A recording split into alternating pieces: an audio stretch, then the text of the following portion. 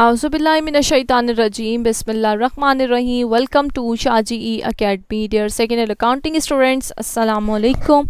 Hope you all are doing well. So students, हम आज partnership liquidation का बेटा लेक्चर नंबर 9 स्टार्ट करने जा रहे हैं. लेक्चर 9 में हम आपके साथ प्रॉब्लम नंबर 13 सॉल्व करेंगे, जो कि एक पास पेपर का क्वेश्चन है. 2014 प्राइवेट में ये आया था.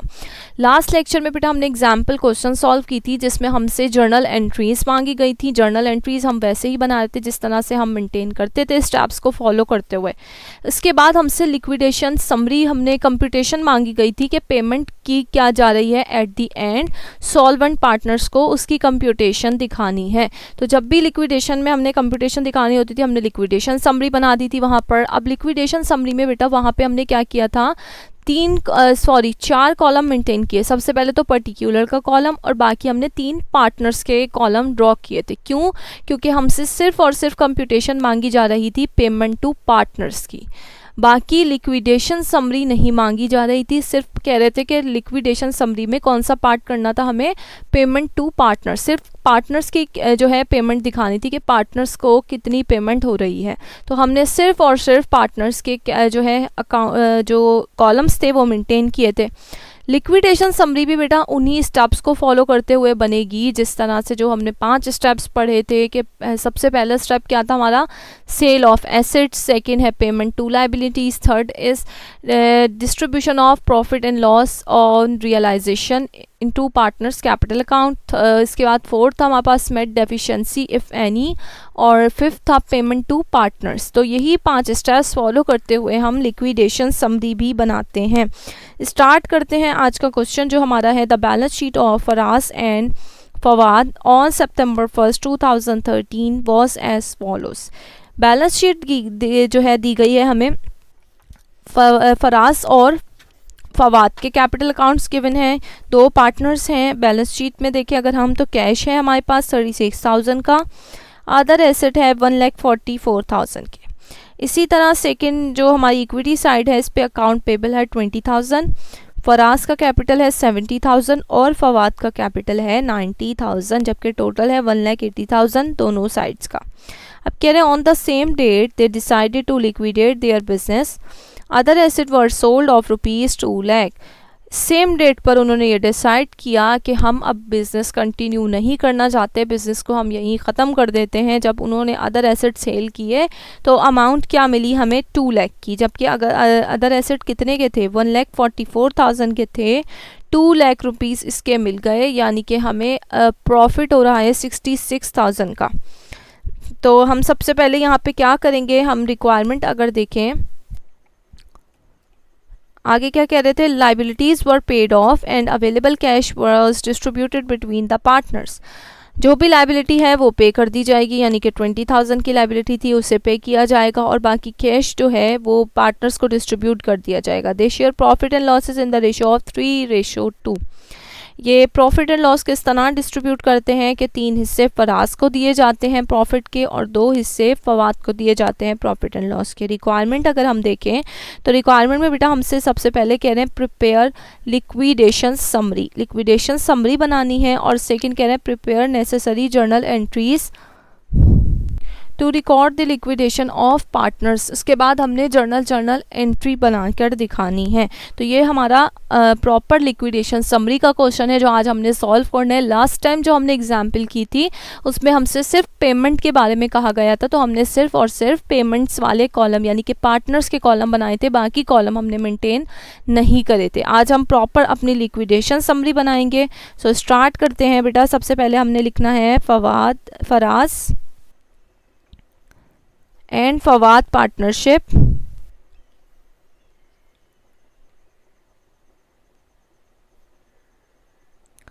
Liquidation summary.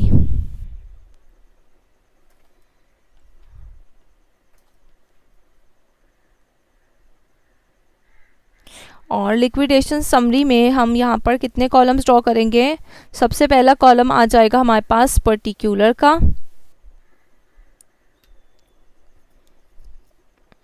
इसके बाद बेटा बैलेंस शीट में देखिए आपके पास कितनी चीज़ें गिवन थी. लास्ट टाइम 3 पार्टनर्स के जो है कॉलम्स बनाए थे, इसलिए क्योंकि उन्होंने पेमेंट की बात की थी, सिर्फ और सिर्फ पेमेंट की कंप्यूटेशन मांगी गई थी। यहाँ पे अगर हम देखें तो हमारे पास कितनी चीज़ें गिवन है, cash, other asset, account payable, Faraz का कैपिटल और फवाद का कैपिटल, यानी टोटल यहाँ पर हम 5 कॉलम्स मेंटेन करेंगे। और जैसे कि मैंने आपको कहा कि वही स्टेप्स को फॉलो करते हुए लिक्विडेशन समरी बनानी है, जिन स्टेप्स पर हम अपनी जर्नल एंट्री मेंटेन करते थे, वही सेम स्टेप्स यहाँ पर भी आएंगे। सबसे पहला है कैश, सेकंड है अदर एसेट्स, इसके बाद है अकाउंट पेबल, फराज कैपिटल और लास्ट है हमारे पास फवाद कैपिटल। ये हमने अपने कॉलम्स मेंटेन कर लिए। अब क्या करना है, हमने सबसे पहले हमने बैलेंसेस लिखने हैं। कौन से बैलेंसेस, जो हमें बैलेंस शीट में गिवन है। बेटा सबसे पहले बैलेंसेस की बात करें, कैश कितना है 36,000, अदर एसेट कितना है 1,44,000 का, अकाउंट पेबल कितना है हमारे पास 20,000, फराज का कैपिटल कितना है 70,000 और इसी तरह लास्ट फवाद का कैपिटल देखें तो 90,000 था। ये हमने लिखे बैलेंसेस के बाद फर्स्ट स्टेप हमारा क्या होता है, सेल ऑफ अदर एसेट। तो हमने यहाँ पे क्या लिखा, सेल ऑफ अदर एसेट्स। अब हमारे पास जब सेल होती है तो क्या होता है, कैश आ रहा होता है। तो कैश कितना आ रहा है, जितने की सेल हो रही है, यानी कि 2 लाख रुपीज़ की सेल हो रही थी तो कैश कितना आ गया 2 लाख।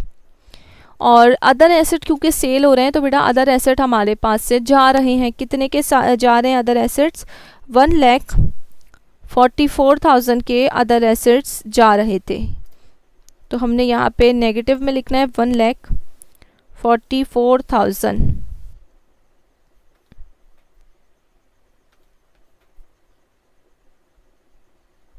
इसके बाद बेटा डिफरेंस अगर हम देखें तो ये क्या हो रहा है, हमें गेन हो रहा है। कितना गेन हो रहा है, 2 लाख जो था हमारा कैश आ रहा है 1,44,000 के अदर एसेट सेल करने पर, यानी हमें यहाँ पर कितना गेन हो रहा है 56,000 का। हमें क्या हो रहा है यहाँ पर 56,000 का हमें गेन हो रहा है। और गेन हो रहा होगा यानी कि रियलाइजेशन में हमने रिकॉर्ड किया होगा। तो रियलाइजेशन क्या होता है, जब भी गेन होता है रियलाइजेशन क्रेडिट होता है। यानी अगर हम इसकी एंट्री की बात करें तो हमारी एंट्री क्या बनी होगी, कैश डेबिट,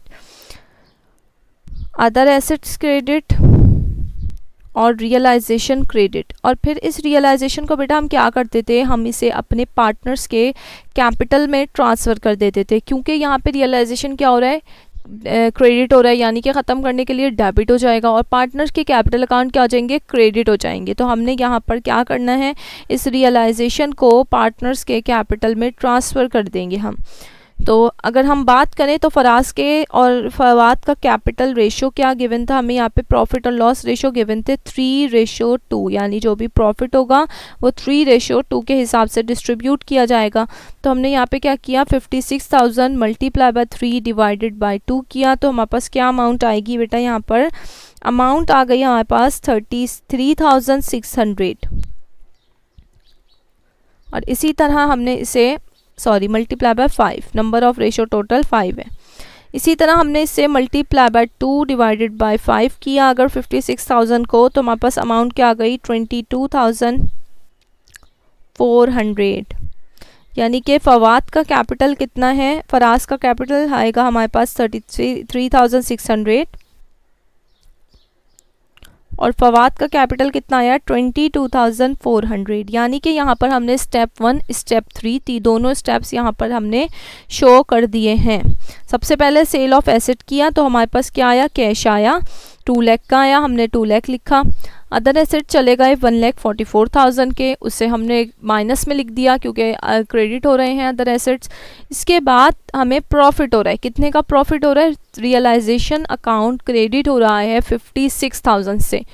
थर्ड स्टेप क्या होता था कि इस रियलाइजेशन को हम क्या करते थे, पार्टनर्स के कैपिटल में ट्रांसफ़र कर देते थे, डिस्ट्रीब्यूट कर देते थे। तो हमने इसे यहाँ पर डिस्ट्रीब्यूट करा, जब डिस्ट्रीब्यूट किया रेशो के मुताबिक तो 33,600 किसका था, फराज का, और फवाद का था 22,400।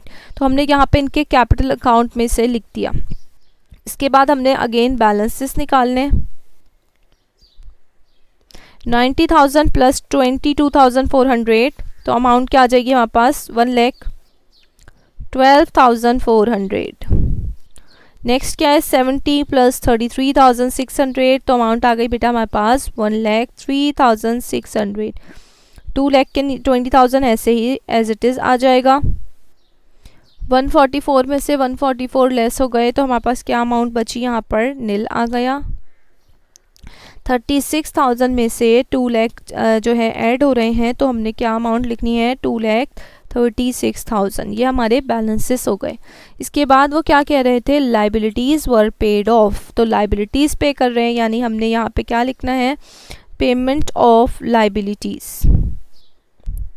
अब जब लाइबिलिटी पे करते थे तो हमारी एंट्री क्या बनती थी, account payable debit cash credit. तो कैश बेटा क्रेडिट हो रहा है क्योंकि कम हो रहा है, तो कितने अमाउंट है यहाँ पे, लाइबिलिटी की अमाउंट थी 20,000, तो हमने यहाँ पे क्या किया, लेस कर दिया 20,000 कैश, और लाइबिलिटी भी क्योंकि क्रेडिट हो डेबिट हो रही है तो लाइबिलिटी भी ख़त्म हो रही है, यानी कि तो माइनस में लिखा, नेगेटिव में लिखा इससे 20,000 को भी।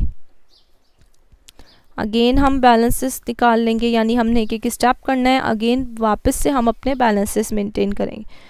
ये हमारे पास क्या आ गई अमाउंट, 1,12,400, 1,03,600।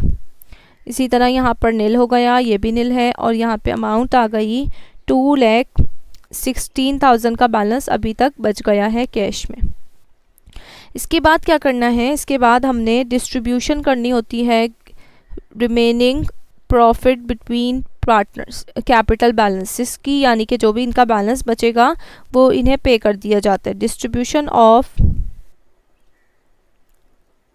रिमेनिंग कैश या पेमेंट, या फिर हम लिख सकते हैं paid to partners.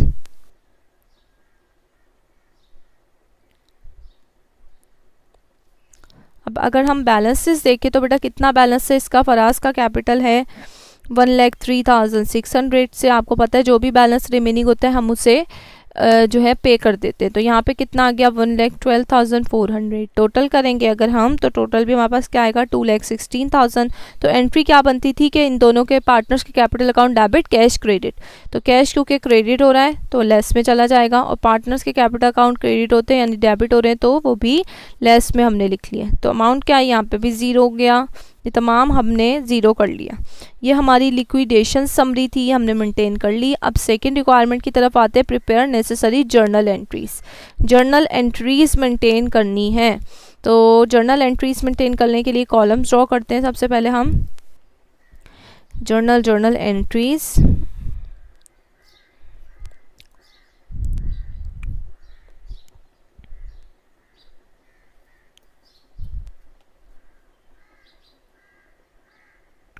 Liquidation summary में आज हमने क्या किया, सबसे पहला स्टेप बैलेंसेस के लिखे हमने, सेकंड हमने सेल ऑफ एसेट लिखा और उसे डिस्ट्रीब्यूट भी कर दिया पार्टनर्स के कैपिटल अकाउंट में। थर्ड फिर हमने देन अगेन बैलेंसेस निकाले हैं, फिर पेमेंट की है लाइबिलिटी की, फिर उसके बाद अगेन हमने बैलेंस लिखा। इसके बाद डेफिशिएंसी तो थी नहीं यहाँ पे हमें, तो हमने क्या किया है, रिमेनिंग जो कैश है वो पार्टनर्स में डिस्ट्रीब्यूट कर दिया है। एंट्रीज़ की तरफ आते हैं, तो सबसे पहले बेटा एंट्री क्या बनती थी, सेल ऑफ एसेट्स की। तो एसेट सेल हो रहे हैं, 2 लाख के एसेट्स थे, 1,44,000 में सेल हो रहे थे यहाँ पर, तो हमने यहाँ पे एंट्री क्या बनानी है, कैश डेबिट, और कैश कितना आ रहा था 2 lakh. Other assets credit, amount क्या थी 1,44,000 के एसेट्स थे, और बाकी हमारे पास 56,000 का क्या आ जाएगा, प्रॉफिट यानी रियलाइजेशन क्रेडिट हो गया। नरेशन बेटा क्या आएगी, to record the sale of other asset on gain. Second entry बनाते हैं, सेकेंड एंट्री क्या होती है हमारी, पेमेंट टू लाइबिलिटीज। तो account payable debit cash credit, और अकाउंट पेबल की अमाउंट क्या आती है हमारे पास 20,000।